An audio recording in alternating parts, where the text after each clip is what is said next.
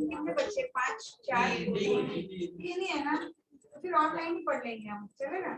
तो नहीं ऑफलाइन चलेगा। फिर एक इधर एक उधर, सोशल डिस्टेंस रखनी पड़ेगा। चलिए मन की ओर बढ़ते मन को खत्म कर देते हैं, बराबर। आज मन खत्म हो जाएगा तो हमारा फर्स्ट यूनिट टेस्ट का क्वेश्चन होगा, है ना? उतने आगे गिरधर नागर, क्योंकि लेसन नंबर 5 ना गोवा जैसा वो कैंसिल है, मालूम है ना?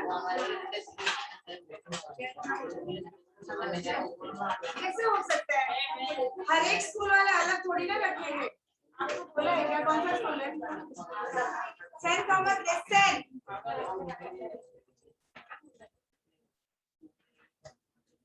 बातें खत्म हो जाएगी तो मुझे बता देना, मैं बैठ जाती हूँ यहाँ आराम से।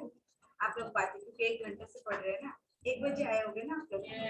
हाँ, तो 2 बजा ना, 1 घंटे से पढ़ रहे हैं, थोड़ा सा ब्रेक चाहिए कि नहीं बातें करने के? कर लीजिए। इंटरेस्टिंग होगी तो मुझे भी बता देना थोड़ा। यार मेरे कोई काम की रहेगी तो मैं भी उसमें फिर इंटरेस्ट ले सकती हूँ ना। बस हो गई, बहुत कम बातें हैं। हमारी महिला मंडल अगर एक बार बातें करने को बैठ गए ना, तो कब दिन कब रात हो जाएगी पता ही नहीं चलेगा। आप लोग तो कुछ बातें ही नहीं करते। क्या बात है, जब छूट दी जाती है तो करते नहीं, और जब हम डांटते हैं तब बातें करते हैं ऐसे आप लोग। अच्छा सुनिए, लिसन, सेंट थॉमस के बच्चे कौन कौन है? सेंट थॉमस स्कूल में पढ़ने वाले बच्चे कौन कौन है?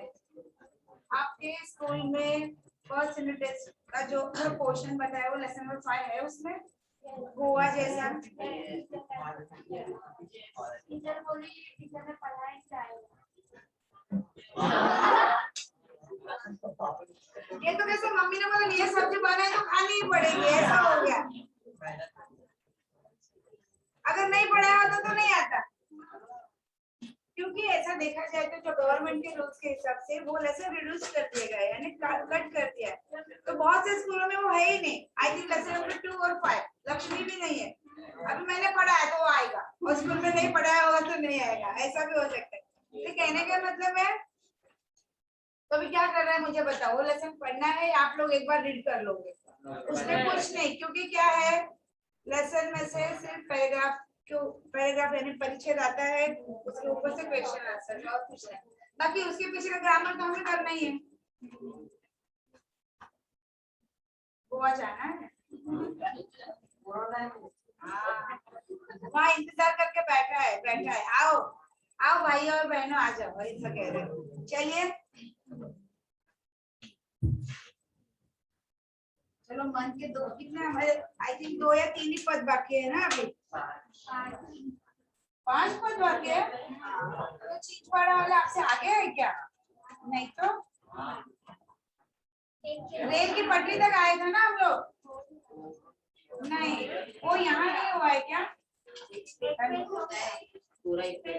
ही पेज हुआ है।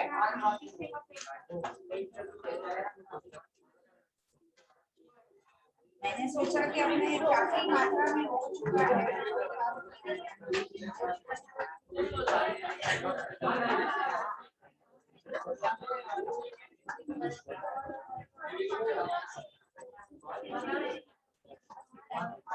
लगे से बात करने, ऐसा लगे सब्जी मंडी में आ गए, भिंडी का क्या भाव है भाई, आपके पास क्या है, सब अपना अपना अलग अलग भाव बताते हैं ना, वैसे हो रहा है।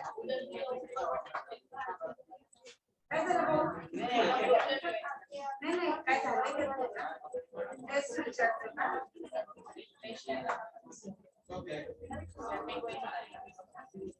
कौन सा हिंदी का है? चलिए, जिन बच्चों का 50 मार्क्स का हिंदी है वो शांत रहे। हमें नहीं पढ़ना था, हम औरों को पढ़ने नहीं देंगे, ऐसा नहीं होना चाहिए। समझिए भाई साहब, आपसे बात।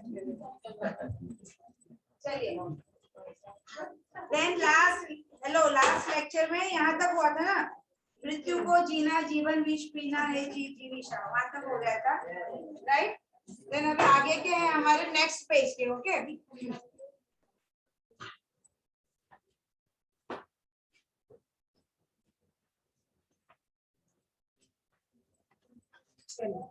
अभी देखो यहाँ पेज नंबर 16 पर आगे देखिए, हाइकू जापान की एक लोकप्रिय विधा है, राइट, और सबसे छोटी कविता है, बराबर।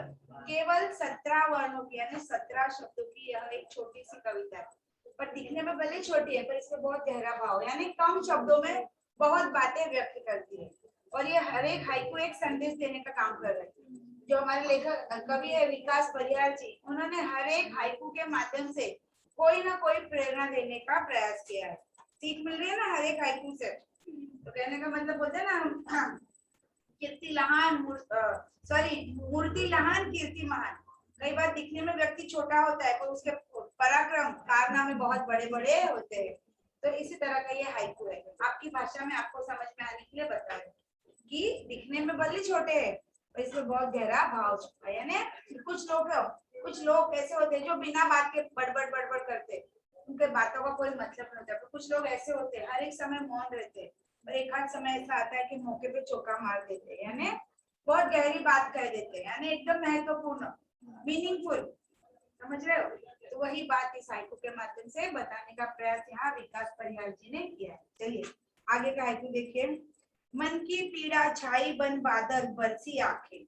मन की पीड़ा, मन यानी हमारा हृदय, पीड़ा यानी जो दुख दर्द होता है वो, लिख लीजिए।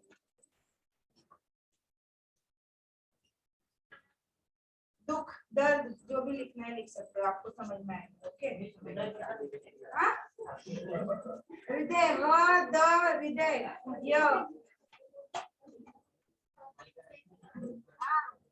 आपको आपके पाँव मोड़ना है ना थोड़ा। मुझे 10th में किसने भेजा है बाबा? चलिए, मन यानी हृदय, पीड़ा यानी दर्द। मन हम दिल को भी कह सकते हैं, पता ना, कभी कभी कोई बात हमें अच्छी लगती, मेरे दिल को बहुत ठेस पहुंची, यानी तेरे बर्ताव से मेरे दिल को बहुत ठेस पहुंची, यानी मेरे मन को दुख हुआ, मुझे ऐसी आशा नहीं था कि तू मेरे साथ इस तरह का व्यवहार कर सकता है, ओके। चलिए देन आगे देखिए। छाई यानी छाना, जब बारिश आती है, बारिश आने से पूर्व देखो आकाश में कैसे काले बादल छा जाते हैं, है ना, वैसे। बादल यानी मेघ, ओके। बरस यानी बरसना, और आँख यानी नयन, ओके। अभी यहाँ कवि इन पंक्तियों के माध्यम से यानी इस हाइकू के माध्यम से कौन सा भाव हमारे तक पहुंचाने का प्रयास करते हैं, देखते। कवि क्या कहते हैं कि व्यक्ति अपने मन में दुख को, बोलते हैं ना, कुछ दुख ऐसे होते हैं कि हम हर टाइम, कुछ लोग ऐसा देखा जाए तो कुछ लोगों को देखा जाए तो दुनिया में सभी को कोई ना कोई परेशानी, किसी ना किसी को किसी मन में कोई ना कोई दुख है। हर एक व्यक्ति अपना दुख बताता नहीं, जताता नहीं, वो मन में ही रखता है। पर बोलते हैं ना, एक लिमिट होती है, बर्दाश्त की भी एक हद होती है।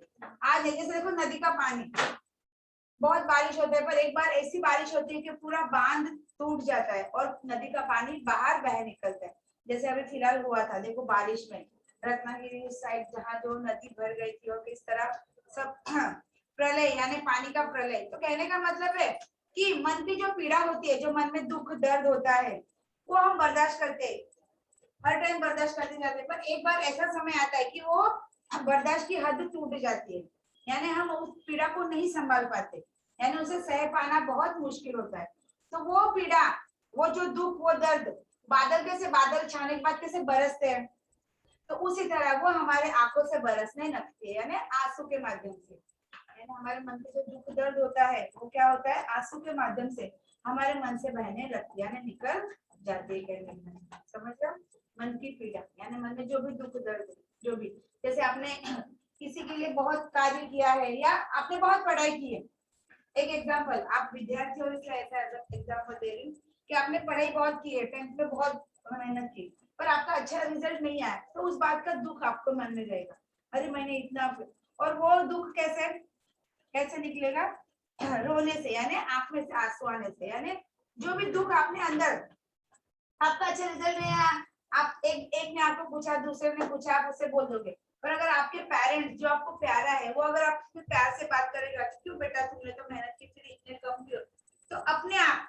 जो आप बर्दाश्त कर रहे हो वो हद पार हो जाएगी, यानी कहने का मतलब लिमिट क्रॉस हो जाएगी, और आपका जो दुख है, जो दर्द है, जो आपने मन के अंदर छिपा के रखा है, वो आंसू के माध्यम से आंखों से निकल जाएगा। यानी जिस तरह बादल बरसते हैं मेघ आने पर, काले अभी फिलहाल देखो आज तो इतनी धूप है, कैसे कोई लगेगा ही कि बारिश का मौसम चल रहा है, तो कहने का मतलब देखो बारिश आने के पहले कैसे आसमान में बादल छा जाते हैं, तो उसी तरह हमारे मन में जो दुख दर्द है, जो पीड़ा है, वो हम संभाल के रखते हैं बर्दाश्त, पर एक समय ऐसा आता है कि वो हमसे बर्दाश्त नहीं हो पाती है, और वह दुख और दर्द आंसू के माध्यम से हमारे आंखों से बह निकलती है। आगे देखिए, नेक्स्ट साइड को देखिए, चलती 7 पटरियां रेल की फिर भी मौन, चलती चलती यानी चलना, पटरिया यानी ट्रैक, रेलवे ट्रैक होते हैं ना, वह रेल यानी ट्रेन, मालूम है ना रेलवे, ट्रेन में जाते हो कि नहीं बैठने को, फिलहाल तो बंदी है, पर इसके पहले भी बैठे हो ना, पर हाँ जाते थे, वो भूतकाल हो गया। फिर भी मौन, मौन यानी चुपचाप, कहने का मतलब है कि रेल की जो पटरी होती है, देखोगे चलती साथ में है, पर कभी दोनों आपस में मिलते हैं नहीं, है ना, यानी कहने का मतलब कि ये जो हमें जीवन मिला है, कहते हैं कि जीवन जब व्यक्ति का जन्म होता है उसी समय उसकी मृत्यु भी तय हो जाती है। आपको मालूम होगा कि नहीं, जब छोटे बच्चे जन्म बॉर्न होते हैं ना छोटे, तब देखो 5वें दिन उनकी 5वीं रखी जाती है, आपको किसी को मालूम है कि नहीं, उस दिन ऐसे बड़े बुजुर्ग नहीं मालूम, वो आपके घर में अगर कोई छोटा भाई बहन होगा या काकी का बेटा, मामी का बेटा कुछ होगा तो आपको थोड़ी आइडिया देगी। 5 दिन होने के बाद उसकी 5वीं की जाती है, और उस समय ऐसे कहते हैं कि वो 5वीं जब पूजा करते हैं, हर एक का अपना अपने रीति रिवाज होते हैं, पूजा की जाती है, उस समय एक ब्लैंक पेपर और पेन रखा जाता है, कहते हैं कि भाग्य विधाता जो देवी है वो आकर छोटे बच्चों का भाग्य लिखी जाती है, तो उसी समय उसकी मृत्यु भी तय हो जाती है, यानी जो जीवन जिसे मिला है उसे मृत्यु तो मिलने वाली है, यानी कोई अमर नहीं है, कोई अभी जा रहा है कोई बात। आप देखोगे कि कोरोना में जो पहला चरण था, यानी पहली लाट बोल रहे थे, उस समय आपने देखा हो तो ज्यादा बुजुर्ग लोगों का सुना था, या फिर दूर दूर के रिश्तेदारों को, मामा के काकी का ऐसा, और सेकंड चरण में हमने अपने आसपास देखा, इवन अपने घर में भी कभी कभी ऐसी घटना घटित हो गई, और ज्यादा आप देखोगे तो सेकंड उसमें ज्यादा युवा लोग गए हैं, यंग यंग जनरेशन वाले जो लोग है वो गए, तो आजकल ऐसा कुछ नहीं कि बूढ़े हैं वही जा रहे हैं, यंग भी जा रहे हैं, यानी जिसका समय बोलते हैं ना, जिसका समय आता है वो चला जाता है, फिर आप लाख प्रयत्न करो उसमें से आप बचने वाले नहीं। ओके,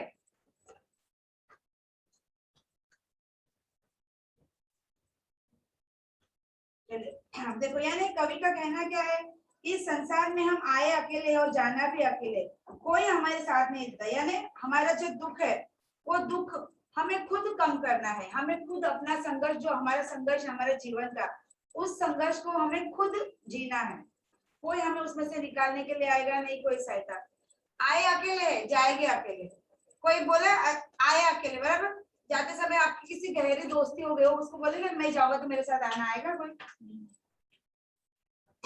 आने के बाद इस संसार में आने के बाद हम इस मोह माया बोले तो मेरा घर, मेरी गाड़ी, मेरा बंगलो, मेरा ये मेरा वो, पर जब हम जाते हैं तब हम सब यही का यही धरा छोड़ के जाते, लेके जाते साथ में, बोलते हैं मैं जाऊंगा तो मेरी गाड़ी मेरे साथ जला देना, वो बोलेंगे तुझे पहला जला देंगे, गाड़ी को बाजू में रख देंगे। कहने का मतलब है जीवन मिला है, जो हमें जीवन मिला है वो बहुमूल्य है, वापस बोलते हैं कितनी योनियों के बाद ये मनुष्य जीवन हमें मिलता है, तो उसका हमें अच्छा कर्म, यानी उस जीवन में हमें अच्छे कर्म करने चाहिए, क्योंकि कहते हैं कि इंसान की मृत्यु हो जाने के बाद भी उसके अच्छे कर्मों से उसकी पहचान बनी रहती है, अगर बुरे कर्म करोगे तो बोलेगा अच्छा वो मर गया, बहुत बुरा गाली गलौज करता था, ये करता था, सता था, और अगर अच्छा व्यक्ति मरेगा तो लोग उसे हर समय याद करते हैं ना, जैसे महात्मा गांधी है, अभी भी उनकी पुण्यतिथि पर हम उन्हें याद करते हैं ना, अच्छे लोगों को, अच्छे कर्म वाले लोगों को हम सदा याद करते हैं, जो बुरे कर्म वाले होते हैं उन्हें आप कभी भी याद करना, उल्टा पीछे से भी लोग उन्हें बुरा भला ही कहते हैं। तो कहने का मतलब है कि और दूसरी बात, लोग क्या करते हैं, हाँ, अभी यहाँ रेल की पटरी का जो उदाहरण दिया है उसका मतलब है हमें जो जीवन मिला है वो अच्छे से व्यक्त, अच्छे कर्म करने के, यानी दूसरों का बुरा नहीं करना। अभी जिस तरह रेल की पटरियां चलती साथ है पर मौन है, चुपचाप। कुछ लोगों को क्या होता है, अपने लाइफ में क्या हो रहा है वो नहीं देखेंगे, दूसरे के लाइफ में दखल अंदाजी करेंगे। कहने का मतलब खुद के घर में जो अंधेरा है ना वो नहीं देखेंगे, दूसरे के घर में झांकेंगे।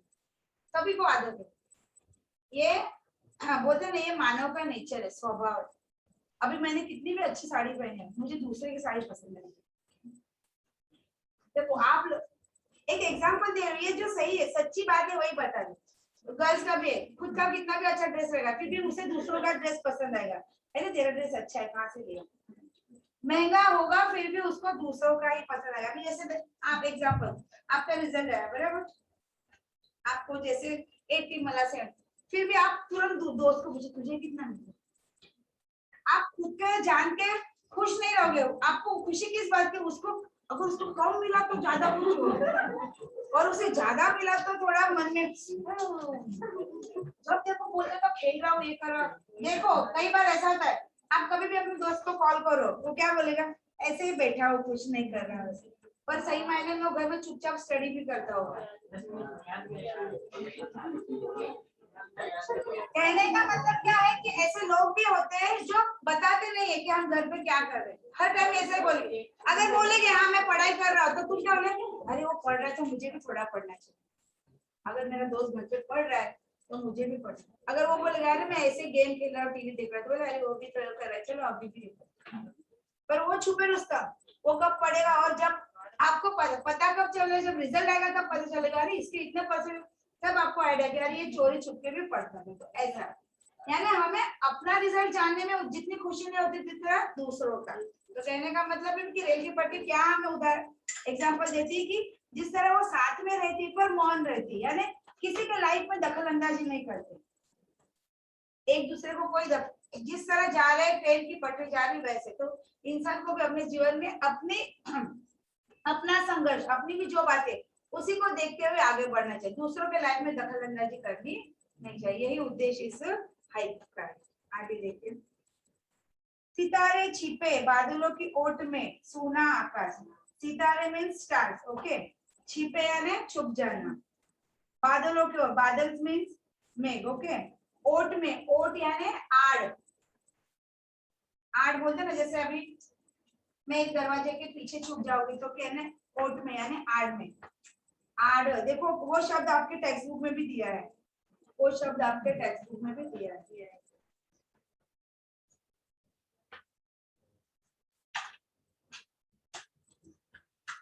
सूना, सूना बोले तो जैसे खामोश या शांत बोलते हैं ना वैसे। जैसे अभी देखो आपका कोई गहरा दोस्त है, ओके, अभी आप पहले हाँ अभी वो गहरा दोस्त है काफी सालों से, यानी जूनियर से लेकर 10th तक आप साथ में हो, अभी वो 11th में कहीं और पढ़ने के लिए चला गया, तो आपका लाइफ उसके बिना कैसे हो जाएगा, सूना, यानी आपको किसी चीज में इंटरेस्ट नहीं आएगा क्योंकि हर समय वो आपके साथ था, मस्ती मजाक खाना पीना घूमना हर एक समय वो आपके साथ था, और अभी अचानक से वो आपसे दूर हो गया कहीं और पढ़ने हो, तो आपकी लाइफ कैसे हो जाएगी, सूनी। कहने का मतलब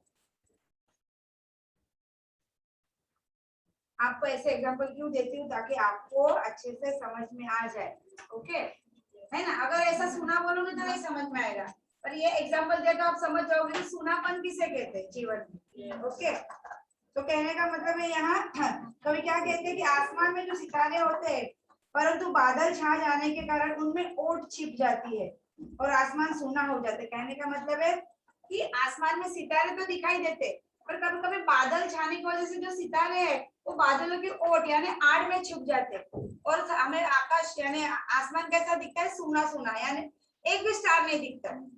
तो कभी कभी खाली, हाँ, तो कभी कभी हमारे जीवन में भी अभी जैसे मैंने बहुत मेहनत की है पर मेरे भाग्य ने मुझे साथ नहीं दिया, तो उस समय क्या है लगता है हमें भी हमारे जीवन कैसा सूना लगता है, सूना यानी निराश उदासीनता लगती है हमारे जीवन में, क्योंकि मैंने इतना परिश्रम किया है, मेहनत किया है, पर बोलते हैं ना, हम देखो हम अस्पताल में होते, डॉक्टर क्या बोलते हैं, पेशेंट बहुत बीमार है, तो वो क्या बोलते हैं, हम तो हमारी तरफ से कोशिश करते, आप भी भगवान से प्रेयर करो, दवा भी करो दुआ भी, कहते हैं कि नहीं। डॉक्टर देखो, डॉक्टर को हम भगवान का दूसरा रूप मानते हैं, उनसे हो सके उतनी वो कोशिश करेंगे, पर वो क्या होते, देखो बाकी भगवान के हाथ में, तो सब भगवान के हाथ में होता है, नहीं भगवान के हाथ में आने, आप भगवान को भी प्रे करो ऐसे। तो बोलते हैं ना, हम कितनी भी पढ़ाई में मेहनत, फिर भी देखो आप कितना पढ़ते हो कितना भी है, पर एग्जाम को आते समय भगवान के सामने हाथ जोड़ के आते हो ना, कौन आज थोड़ा संभाल लेना, आज जरा साइंस से पढ़ी है ना, या फिर रिजल्ट के दिन, आज रिजल्ट है, अगर मैं अच्छा किया तो मैं पेड़े दूंगा, ये दूंगा, जो भी, हाँ रिश्वत, उसके पहले भगवान याद नहीं आते, रिजल्ट और एग्जाम के समय भगवान याद, तो मम्मी बोल यार स्नान करने के बाद जरा भगवान के सामने हाथ जोड़ो, हाँ करता हूँ मम्मी, हाथ में मोबाइल है ना, यानी कहने का मतलब है कि जिस तरह आसमान में बादल छाने की वजह से जो सितारे होते हैं स्टार्स, वो बादलों के आड़ में छुप जाते हैं, तो उसी तरह हमारा जीवन होता है। जीवन में कई बार घोर परिश्रम करने के बाद भी अगर भाग्य हमें साथ नहीं देता और निराशा हमारे हाथ लगती है, तो हमारे जीवन में भी सूनापन छा जाता है। जिस तरह सितारे ना होने की वजह से आसमान में जो सूनापन होता है, खाली खाली नजर आता है, यानी ऐसे कि जीवन में अब कुछ नहीं बचा। आपकी गर्लफ्रेंड है और छोड़ के चली गई, उस समय आपको लगा अरे अब तो मेरी लाइफ में कुछ बचा ही नहीं। सिंपल सा एग्जांपल, समझ गए ना, जिसे आप अपने जीवन में बहुत महत्व देते हो और वो एक दिन पैसे वालों ने लेके छू, तो आपके जीवन में क्या चाहिए? एक सुनो, ये अच्छा बेस्ट एग्जांपल, इससे आपको ज्ञात हो जाएगा कि जीवन में सूनापन क्या होता है कि ऐसे में बोले कि मम्मी पापा अगर जीवन में नहीं होंगे तो आपको कोई फर्क नहीं पड़ने वाला, पर ये बात का बहुत फर्क पड़ने वाला है। हर एक के जीवन में ऐसा कुछ होता नहीं है, एक एग्जांपल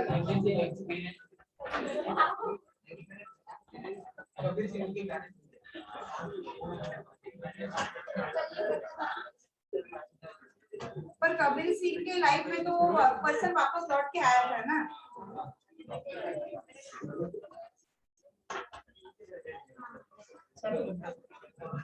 बस एक बार फेंकना डिस्कशन। मिस दिलशाद को पूछो, दिलशाद को बहुत एक्सपीरियंस है। क्या हो जाएगा? अरे बाबा, तो कहने का मतलब ये है कि जिस तरह आसमान में जब सितारे बादलों के आड़ में छुप जाते हैं तब आसमान खाली खाली यानी सूना लगता है, सेम उसी तरह हमारे जीवन में भी बहुत घोर परिश्रम करने के बाद अगर भाग्य साथ नहीं देता, असफलता हाथ लगती है, तब हमारा जीवन निराशा से पूर्ण यानी निराशापूर्ण हो जाता है, यानी उस समय हमारा जीवन भी हमें सुना सुना सा प्रतीत होता है।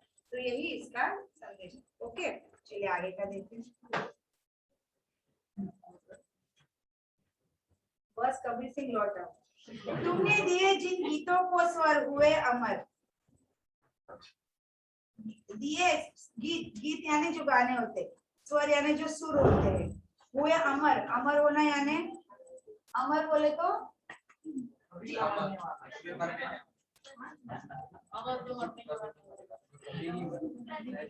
यानी अमर हो जाते हैं, कहने का जो कभी मरते नहीं, अमर जवान बोलते हैं ना।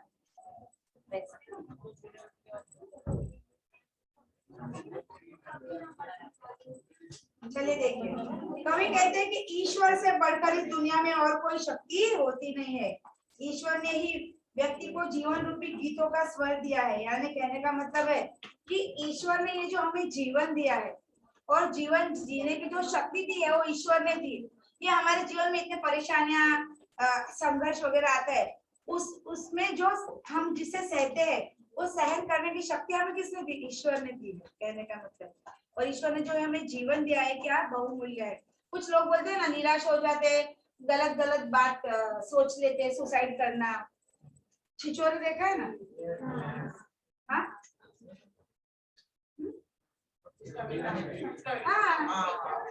छिछोरे में सुशांत का जो बेटा होता है वो फेल हो जाता है, तो फेल होना यानी लाइफ खत्म हो गई, ऐसा नहीं होता है। तुम और भी आगे मेहनत कर सकते हो। इंसान हर एक समय, जरूरी नहीं कि हर एक समय सफलता मिले ही मिले, कभी हमें निष्फलता, बोलते हैं हर समय हार, सॉरी जीत मिलना जरूरी नहीं, कभी कभी हार भी मिलती है। पर जब जीवन में दोनों पहलू होने चाहिए, हार और जीत, तभी दोनों में क्या फर्क है, दोनों का क्या महत्व है जीवन में आता है। अगर हम हर समय जीतते रहे तो हार क्या होता है पता नहीं, उल्टा हार के बाद जीत की और हम जो कदम बढ़ाते हैं वो हमारी सबसे बड़ी सफलता होती है, कहने का मतलब। तो उसमें वही दिखा है कि वो फेल होता है इसलिए ऊपर से चला, पर उसके उस कारनामे की वजह से माता पिता को कितनी परेशानी उठानी पड़ती है। जाने वाला बोलता है, कुछ लोग बोलते हैं ना मेरे पे बहुत कर्जा है, मैं सुसाइड कर लूं। अरे बाबा तू सुसाइड करके तू छूट जाएगा, पर तेरे बाद तेरे माता पिता का क्या, वो कर्जे वाले उन्हें छोड़ने वाले हैं क्या? उससे बेटर है तू अपने, तूने कर्जा लिया है ना, वो कर्जा चुकाने के लिए तू मेहनत कर, संघर्ष कर, और वो पूरा जो है वो पेड़ कर, देन वो करेगा तभी तू अपने जीवन में सक्सेस हुआ कहलाएगा। ऐसे डर के मर के कोई मतलब नहीं है। ये जो जीवन मिला है, भगवान ने जीवन दिया है, बहुत यौवन के बाद ये हमें जीवन मिलता है, तो ये ऐसे सुसाइड करने के लिए? कुछ लोग सुसाइड करते, कोई लोग गलत रास्ता अपनाते, चोरी चकारी, ये वो लूटमार करना, ये नहीं है। यानी कहने का मतलब जीवन में अगर निराशा आ गई तो गलत रास्ते पर नहीं जाना चाहिए, क्योंकि भगवान ने जो हमें जीवन दिया है, जीवन जीने की जो शक्ति, यानी जो गीत दिए है हमारे जीवन में, जो गीतों के जो स्वर दिए वो अमर, कहने का मतलब। तो जो शक्ति, बर्दाश्त करने की जो शक्ति दी वो भी हमें भगवान ने ही दी है। भगवान ने जब हमारी रचना की, मिट्टी के पुतले हमारे पर होते ना, हम एक देखा जाए तो हमारा शरीर एक क्षणभंगुर है, कहने का मतलब हमारा जन्म मिट्टी से हुआ है और हम मिट्टी में ही मिल जाने वाले, कहने का मतलब। तो ये जो जीवन मिला है भगवान ने दिया है, तो उसे बर्दाश्त, यानी अगर हमारे जीवन में संघर्ष, परेशानी, कठिनाई आती है तो उसे बर्दाश्त करने की शक्ति भी हमें भगवान ने ही प्रदान की है। तो ऐसी चीजों को हमें कभी भूलना नहीं चाहिए।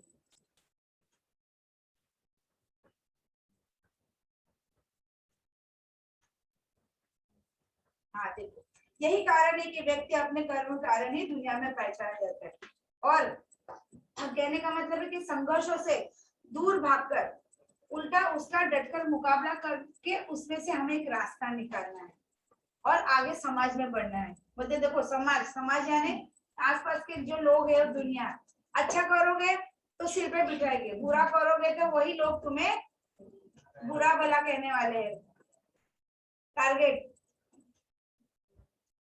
आप अच्छा करोगे पर बुरा, यानी कहते हैं कि लोग आपकी गलती कब ये गलत करे और कब मैं इसे दोष दूं।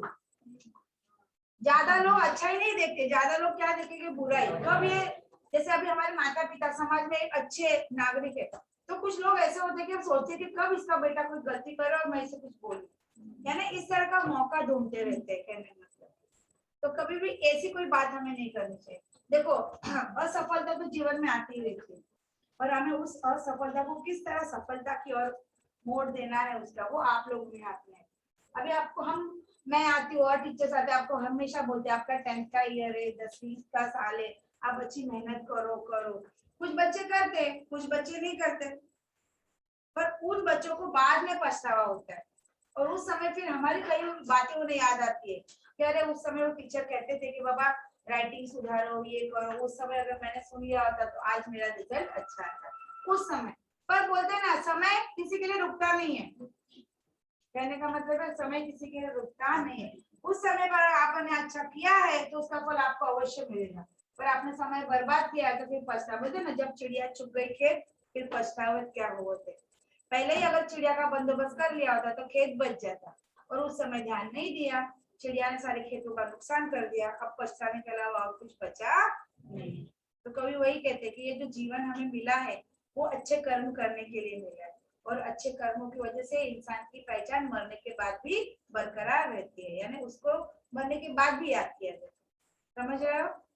अच्छे कर्म करो, ऐसा नहीं कि रोज 10 रुपए लेकर और भिखारी को दो, ये कर्म नहीं है। अपने दोस्त को किसी चीज के लिए हेल्प करो।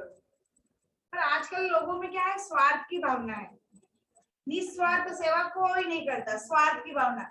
जैसे है मैंने आज इसको 10 रुपए के मंचूरियन खिलाए, कल वो मुझे 10 रुपए के मंचूरियन, और और कभी बाई चांस तू मैं हो गई तो सब बोल के, हाँ मैंने तुझे खिलाया था, मैंने ये दिया था वो दिया था, सारा किया कराया पानी में, नेकी करो और दरिया में डालो। आपको प्रॉब्लम है, नेक्स्ट टाइम से मैं बाहर भी जाऊंगी आप लोग। ओके चलिए देन लास्ट वन देख लेते हैं। सागर में भी रहकर मछली प्यासी ही रही। सागर यानी समुद्र, मछली यानी फिश, प्यासी यानी बिना पानी पिए जो प्यासा होता है वह। ओके अभी यहाँ कवि इस हाइकू के माध्यम से क्या कहना चाह रहे देखिए।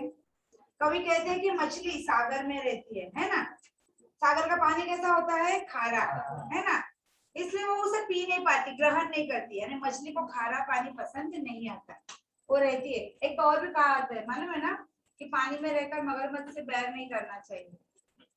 पानी में रहकर मगरमच्छ से बैर, यानी हमें उसी पानी में रहना है। यानी अभी देखो जैसे मुझे रोज इसी क्लासेस में आना है, तो मैं सर के साथ पंगा ले सकती हूँ? नहीं ले सकती। ओके मुझे आना है यहाँ। तो ये कहावत होती है कि अगर पानी में रहना है तो मगरमच्छ से बैर नहीं, क्योंकि मुझे रोज उनके फेस करना है, उनसे मिलना है। अगर मैं झगड़ा करूंगी तो रोज कुछ ना कुछ मेरा कमी निकालेंगे। आप लेट हो गए मिस, आपने ये नहीं कंप्लीट किया मिस, आपका ये है वो है, कुछ ना कुछ करेंगे। यानी कहने का मतलब कि वो संधि वो मौका मैं उन्हें नहीं देना चाहती। तो कभी वही बात कह रहे कि मछली सागर में रहती है, फिर भी वह सागर का पानी ग्रहण नहीं करती, यानी पीती नहीं, वो प्यासी ही रह जाती है। इसी प्रकार जीवन रूपी सागर में मानव रूपी मछली सब कुछ प्राप्त कर लेता है। कहने का मतलब है ये जीवन क्या है, एक सागर की तरह है, और उसमें जो मछली वो मनुष्य है। मछली की उपमा किसे दी गई है, मनुष्य, यानी वो अपने जीवन में सब कुछ प्राप्त कर लेता है, धन दौलत सब कुछ, पर मृत्यु के बाद वो अपने साथ कुछ ले जा पाता है, कुछ भी नहीं, वो सब यहीं पे छोड़कर चला जाता है। फिर भी जब तक जिंदा है तब तक उसके मन में रहता है ये मेरा घर है, ये मेरे कपड़े, ये मेरे गहने। कोई भी स्त्री है उसे देखो जीते जी उसके पास से कोई गहना मांगो देगी, स्त्रियों को ज्यादा आकर्षण गहनों से होता है, गहने मालूम है ना, दागिने, ज्वेलरी बोलते हैं वो, फिर वो झूठी हो या सच्ची हो फिर भी वो किसी को नहीं देगी। यानी कहने का मतलब है उसे वो भली बात ही जानती है कि अगर उसकी मृत्यु होती है तो वो कुछ भी अपने साथ नहीं लेके जाने, फिर भी जब तक इंसान जिंदा है तब तक मेरा है, ये मेरा है, वो मेरा है, ये मेरा है, लड़ता झगड़ता रहता है। हाँ एक पेंसिल के लिए भी हम लड़ते हैं, ये तो मेरी है, कल मैं भूल गई थी तेरे पास आ गई, चल मेरी पेंसिल दे दे, एक पेंसिल के लिए। कहने वाला एक पेंसिल नहीं ले सकते, हम ले सकते, फिर भी मैं मेरी पेंसिल क्यों छोड़। यानी इस संसार रूपी सागर में मछली की तरह, यानी मनुष्य एक मछली की समान है, सब कुछ प्राप्त कर लेता है। जैसे मछली सागर में रहकर भी प्यासी रहती है क्योंकि वो पानी नहीं पी पाती है, बराबर। तो कहने का मतलब है कि मनुष्य इस सागर में रहता है, यानी संसार रूपी सागर में रहता है, मनुष्य रूपी मछली के समान, फिर भी उसे सब कुछ मिलता है, जीवन में सब कुछ है उसके बाद, फिर भी मृत्यु के पश्चात वो अपने साथ कुछ भी नहीं ले जा पाता। यही बहुत बड़ी मनुष्य की विडंबना है। कहने का मतलब सब यहीं पे रह जाता है, कुछ अपने साथ लेके जाता है, कपड़े साड़ी बंगलो बच्चे बच्चे सब सब धरा का धरा लेता, कहते हैं ना आता है मुट्ठी बांधे जाता है हाथ पसारे, है ना। वो कवाली है ना, चढ़ता नहीं, एक कवाली है अच्छे से, लकड़ी वाली एक कवाली है, हाँ, देख तमाशा चांद को छूने वाले इंसान, देख तमाशा लकड़ी का। लकड़ी यानी देखो जब बच्चा कौन होता है तब जो उसका पालना होता है झूला वो लकड़ी का होता है, राइट। जब वो खेलने सीखता है तब गिल्ली डंडा बैट वगैरह वो लकड़ी का रहता है, बराबर। फिर उसके बाद वो जॉब वगैरह को जाता है, वहां फर्नीचर्स वगैरह रहते हैं लकड़ी के, घर बनाता है, घर भी होते हैं देखो लकड़ी के, बाम्बू हाउस वगैरह होते हैं। ओके युवा अवस्था में आगे बढ़ता है, जब 60 साल में कमर झुकी तो, जब 60 साल का अगर कमर झुक जाती तो हाथ में डंडा लकड़ी का, यानी जब उसकी कमर झुकी यानी बूढ़ा हो गया तभी भी लकड़ी उसका सहारा है। कहने का मतलब देन मरने मरने को जाता है, मर जाता है, तब चिता में भी क्या होता है, यानी कहने का मतलब है कि चांद को छूने वाला, यानी आज हमने चांद को छूने का प्रयास किया, हमारे यान गए ना चांद तक, थोड़े अंतरों के लिए कुछ रह गया था, बराबर। तो कहने का मतलब है चांद को छूने वाले इंसान देख तमाशा लकड़ी का, यानी लकड़ी तुझे जन्म से लेकर मरने तक कितनी उपयोगी है उस बात की उस कवाली में बताया गया है। बहुत अच्छी कवाली है, अभी तो सुनने को मिलती है नहीं, पर हाँ आपको गूगल भाई को वगैरह पूछोगे तो मिल जाएगी, गूगल भाई या फिर यूट्यूब पर वगैरह बोलोगे ना कि बाबा कवाली वगैरह उसका। तो इस तरह ये जो हाइकू है, इन्हें सारे हाइकू ने हमें कुछ ना कुछ जीवन की एक बहुत बढ़िया सीख देने का प्रयास किया। तो यहाँ विकास परिवार जी ने हर एक हाइकू के माध्यम से एक प्रेरणा, एक सीख देने का प्रयास किया है। समझे बच्चों अभी? ओके, कुछ एक आध हाइकू आएगा। देखो हाइकू के जो शब्द है, अगर उस शब्द के अर्थ को समझ गए तो आप अपने आप से अपने शब्दों में उस हाइकू का 4-5 पंक्तियों का भावार्थ आराम से कर सकते हो। कुछ नहीं, उसमें देखो मैंने कितने बीच बीच में एग्जाम्पल लिया। सिर्फ वो गर्लफ्रेंड वाला एग्जाम्पल तो लिखा, वो सिर्फ मैंने आपको समझने के लिए, पर बाकी जो एग्जाम्पल है वो आराम से आप उसमें लिख सकते हो। यानी देखो लिसन क्या होता है, लगातार पढ़ाना। थोड़ा आपका माइंड फ्रेश करने के लिए ऐसे बीच में कुछ उदाहरण देती हूँ, तो उसको आप गलत मत समझो। ओके, आपका माइंड फ्रेश होगा, अच्छा लगता है, फ्रेश होते हैं, देन हम आगे बढ़ते हैं। पर जब भी आप एग्जाम में कुछ लिखते हो तो आप वाक्य रचना और उसको सुटेबल एग्जाम्पल लिख के ऐसे गलत मत। एक था पिछले साल, नाक का बाल होना, एक मुहावरा था। नाक का बाल होना उसका मतलब है बहुत प्रिय होना या अधिक प्रिय होना। तो मुहावरों का अर्थ में एक बच्चे ने लिखा, जो भी डैश डैश मेरे नाक का बाल हो गया। तो ऐसे लिखोगे तो ये फिर गलत माना जाएगा। ओके, देखो ये बोलना अलग है, लिखना अलग है।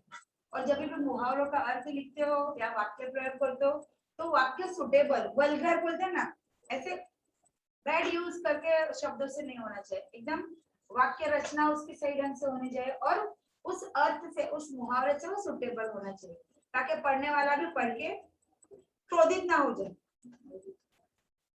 समझे? ओके, चलिए देन आगे देखते हैं।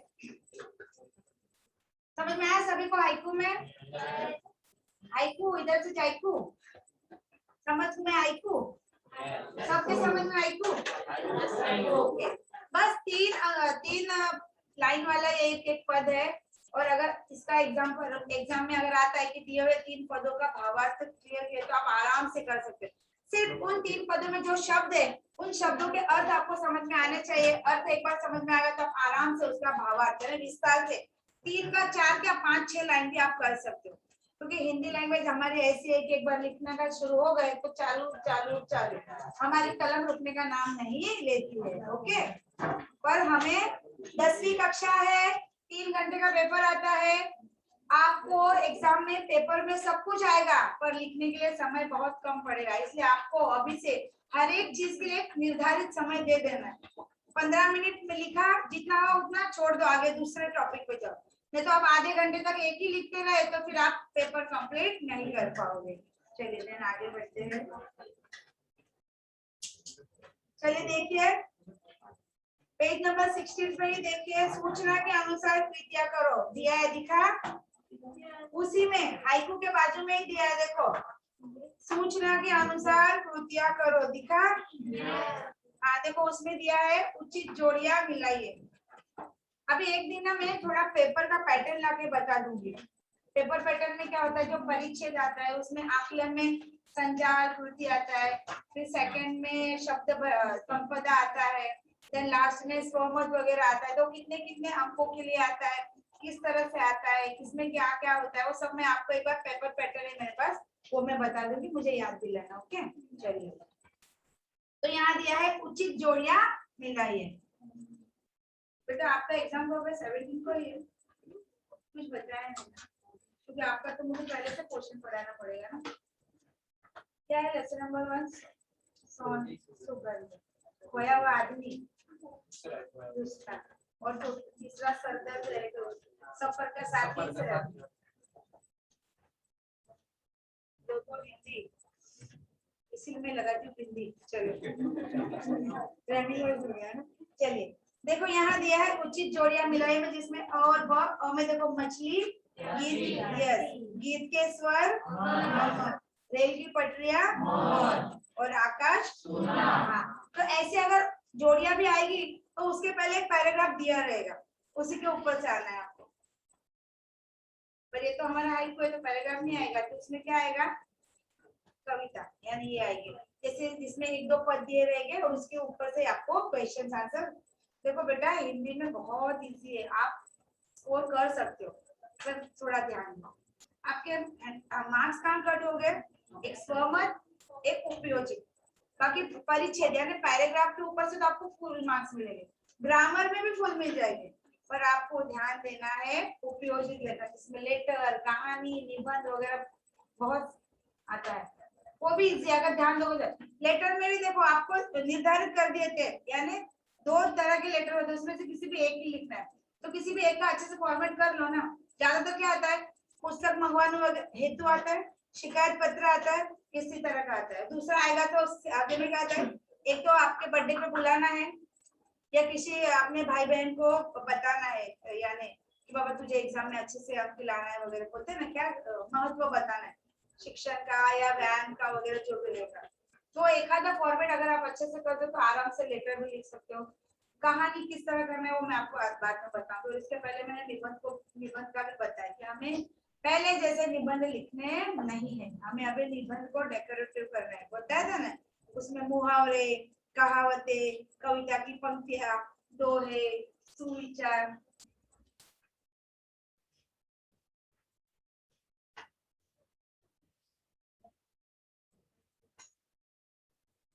मैंने कुछ बोला, मेरी आंखें मैंने देख सकती, हाँ, पर मैं रुक के कुछ देख रही हूँ तो कुछ तो रहेगा ना। माझे डोळे मी बघेल मी काय पण करेल ओ, काय बघतो ऐसा। चलिए आगे बढ़ते बेटा। चलिए दूसरा देखिए, परिणाम लिखिए। दूसरा है परिणाम लिखिए। ओके, अभी देखिए, सितारों का छिपना, हाँ सुना आकाश। ओके,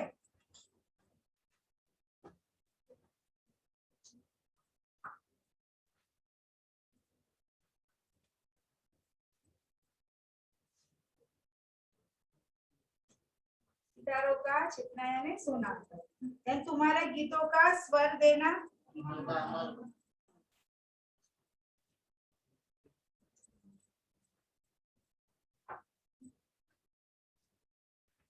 उसके बाद है थर्ड वन, सरल अर्थ में लिखिए, यानी सिंपल सी भाषा में लिखना है। मन की डैश बरसी आके, पहला जो मैंने आज शुरू किया, मन की पीड़ा, यानी मन में जो पीड़ा, जो दुख दर्द होता है वो बर्दाश्त के बाहर हो जाता है, उसे संभालना बहुत मुश्किल होता है, तब वो बादल बन के आंखों के माध्यम से बरसने लगती है, यानी आंसू के माध्यम से बह जाती है, यानी हमारे मन की पीड़ा वो आंसू के माध्यम से, हमारे मन की भीतर की जो पीड़ा है, जो दुख दर्द है, वो आंसू के माध्यम से बाहर बह निकलता है।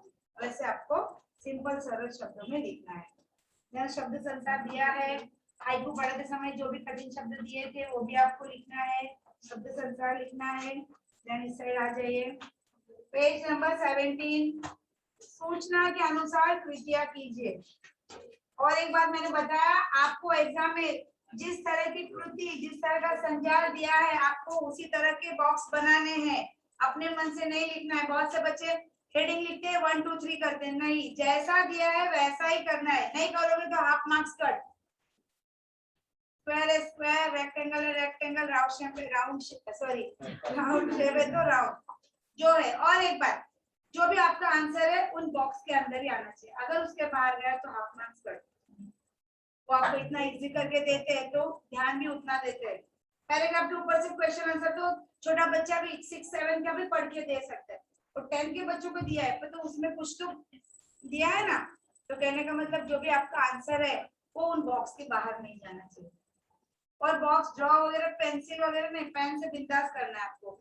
आपको हिंदी पेपर में ओनली सिर्फ ब्लू पेन का ही यूज करना है, पेंसिल वगैरह किसी चीज की जरूरत है।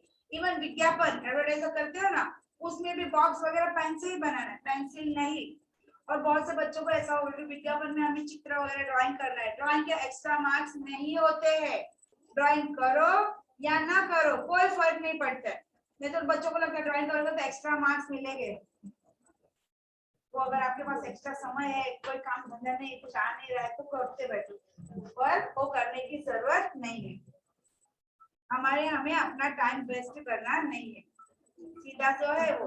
हाँ सिंपल सा है, फूल नर्सरी है, फूल बना जो बात खत्म, पर उस फूल के आपको एक्स्ट्रा मार्क्स मिलेंगे नहीं, वो आप पे डिपेंड है, आपको बनाना तो बनाओ, नहीं बनाना तो कोई फर्क नहीं पड़ता।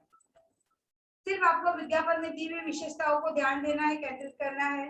और जो भी कांटेक्ट वगैरह वो मैं पढ़ाऊंगी तो आपको बता दूंगी कि आपको किस बात पे ध्यान देना है। ओके।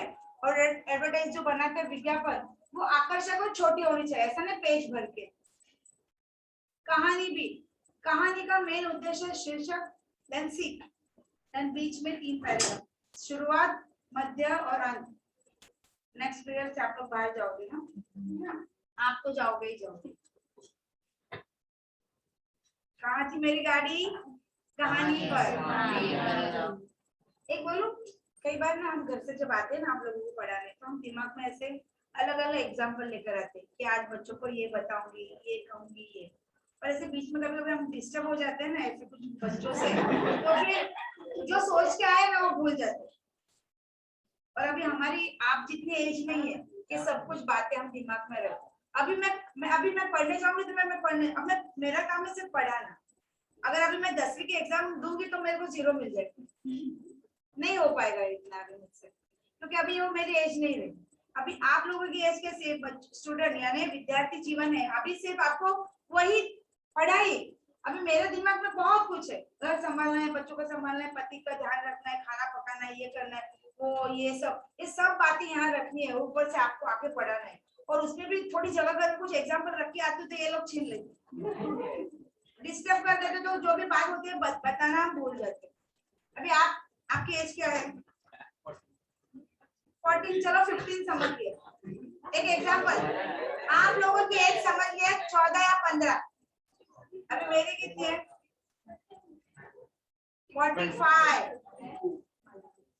45 यानी आप मुझसे कितने साल छोटे हो?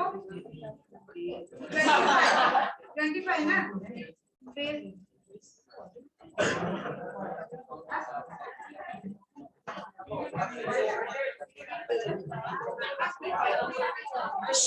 बस चलो मुझे कंप्लीट करना है, मुझे आगे बढ़ना है। चलो आगे देखो। देन उसके बाद है हाँ, सूचना के अनुसार कृत्या करो। उसमें देखो निम्नलिखित हाइकू द्वारा मिलने वाला संदेश, ये देखो एक स्क्वायर दिया है, दिख रहा है आप लोगों को?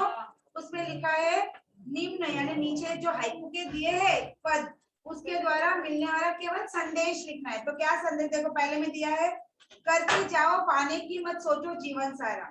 यानी इस हाइकू का संदेश क्या है? हमें केवल कर्म करना है, फल की इच्छा नहीं करनी, फल की अपेक्षा नहीं करनी है। तो ये इतना ही आपको लिखना है, यही संदेश लिखना है। केवल हमें कर्म करना है, फल की इच्छा यानी फल की अपेक्षा नहीं करनी है, केवल यही संदेश हमें लिखना है। ओके। देन दूसरी है, भीतरी कुंठा नैनों के द्वार से आई बाहर। ओके। तो देखो यहाँ भी क्या दिया है, व्यक्ति को यानी व्यक्ति के मन में जो गम होता है वो रोने से हल्का हो जाता है। कई बार बोलते हैं ना, हमारे मन में कुछ परेशानी है तो हम अपने फ्रेंड से अगर बोल देते तो हमारा मन हल्का हो जाता है, या हम रो देते हैं। एक सिंपल सा एग्जांपल, आप रास्ते में जा रहे हो, गिर पड़े, लगा तो है आपको, पर हमें शर्म भी आ रही है, किसी ने हमें देखा तो नहीं। पर उसी समय कोई अपना सामने से आता है, अपना मम्मी बोलो, भाई बोलो, कोई भी, तो उसे देख के अपने आप अपने आंखों में पानी आ जाता है। भीतरी कुंठा यानी जो अंदर का जो दुख है वो बाहर आ जाता है तुरंत, कहने का मतलब।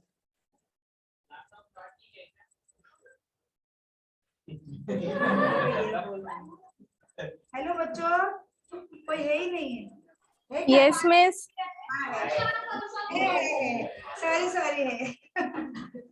चलिए बच्चों, तो कहते हैं कि व्यक्ति को रोने के बाद राहत मिलती है, यानी उसका मन हल्का हो जाता है। उसके मन में जो भी दुख दर्द है वो कहने से या रोने से वो हल्का हो जाता है, यानी कहते हैं कि उसका मन खाली हो जाता है। ओके, संदेश लिखना। देन आगे देखिए, कृति पूर्ण कीजिए, जिसमें दिया है हाइकू में प्रयुक्त महीना और उसकी ऋतु। तो महीना कौन सा दिया है? फागुन। ओके। और ऋतु कौन सी है? ओके। चलिए देन थर्ड पे आ जाइए, उत्तर लिखिए। हमेशा टेक्स्ट बुक में पेंसिल से ही लिखिए, पेन कोई यूज नहीं करेगा। ओके, बोल नहीं सकते ये टेक्स्ट बुक अगले साल किसी और को भी काम में आ सकती है ना, तो आप तो पेन से डेकोरेशन करते हो, मूछ बूछ क्या क्या बना देते हो। हम लोग क्या करते थे हमारे स्कूल में, क्योंकि उस समय बहुत स्ट्रिक्ट था, 2 चोटी हो गए तो हम तेल वगैरह डालते आते थे। हम क्या करते थे, रबर हाँ, और वो कोई भी प्रिंट रहेगा ना उसमें छपाई करते थे। बस फ्री पीरियड में हमारा वही काम। फिर किसने भी तेल लगा उसको छोड़ने में, सभी उसके दिमाग सिर पे जाके रबर जले करेंगे कि तेल लगा कर आए। चलिए उत्तर लिखे में देखिए, मझधार में डोले जीवन नैया, मझधार में डोले जीवन नैया। देन सेकंड, छिपे हुए सितारे, देन घुल गए विचार, अमर हुए गीतों के स्वर। बस। तो बेटा ये सब लिखने के लिए आपको वहां कविता की पंक्तियां रहेगी, उसमें से देखकर ही लिखना, कुछ टेंशन वाली बात नहीं। सिर्फ भावार्थ करना आएगा तो वो पंक्तियों पढ़ के ही भावार्थ करना है। सिर्फ जब आप वो पंक्ति वो पद पढ़ते हो तो उस पद में दिए हुए शब्दों के अगर अर्थ समझ जाते हो तो आप आसानी से भावार्थ विस्तार से लिख सकते हो। ओके, देन नेक्स्ट देखिए, निम्नलिखित काव्य पंक्तियों का केंद्रीय भाव स्पष्ट कीजिए। केंद्रीय भाव स्पष्ट करना है, देखो, चलती सात पटरियां रेल की फिर भी मौन, यानी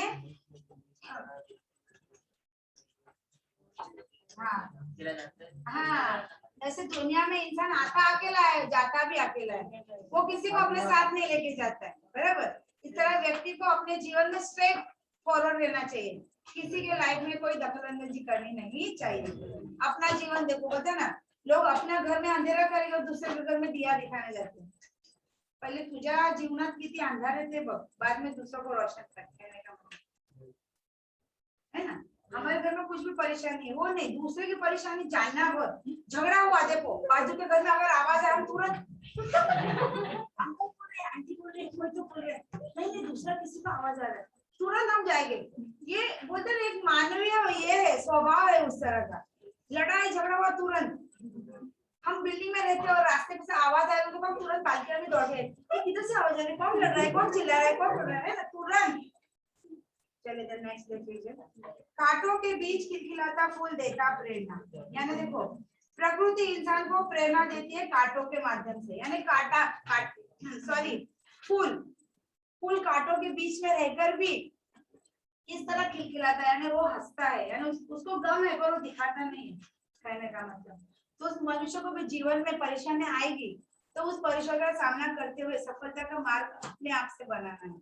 यानी फूल यहाँ एक उदाहरण है, एग्जाम्पल है कि जिस तरह फूल कांटों के बीच में रहकर भी खिलखिलाता है, यानी मुस्कुराता है, वैसे भी हमारे जीवन में कितने भी गम आ जाए उन गमों को मात देते हुए या उसका मुकाबला करते हुए इंसान को हंसते हुए आगे बढ़ते रहना चाहिए। ओके, देन आगे है लेटर है, वो जब लेटर सिखाऊंगी तब समझा बच्चा? हो गया अपना मन? देन अभी आगे ग्रामर बता दूं या फिर आगे की कविता पढ़ा? अच्छा, ये गोवा का क्या करना है बच्चों? जैसे अभी देखो आपकी ऐसे भी ऑनलाइन एग्जाम रहेगी, आपको कुछ स्कूल में तो जाना नहीं है, बराबर? तो आप लोग क्या कर लो, ये गोवा जो लेसन है जिनको नहीं है वो छोड़ दो, पर जिनको बोला है तो वो एक बार बेटा रीड कर लो, और अगर उसमें कोई दिक्कत है तो मुझे पूछ लेना। ओके, बाकी तो कुछ प्रॉब्लम नहीं, क्योंकि आपको पैराग्राफ आएगा और उसी के ऊपर से क्वेश्चन आंसर आएगा, बाकी कुछ नहीं। अगर उसमें से स्वमत आया तो किस तरह का आएगा कि आप कहीं घूमने गए हो, वहां का एक्सपीरियंस या वहां का अनुभव अपने शब्दों में लिखो, तो आप लिख सकते हो। हम कोलसेवाड़ी में घूमे क्या, गोवा घूमे क्या। चलो बेटा, थैंक यू।